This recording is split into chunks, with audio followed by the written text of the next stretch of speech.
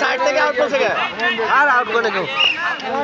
ওই সাইড থেকে আউট বলছে আর আউট করে কেউ আর রাইট বল আরে বাইরে থেকে আউট বলছে না না ওই দিকে মানে কি অবস্থা লাই আউট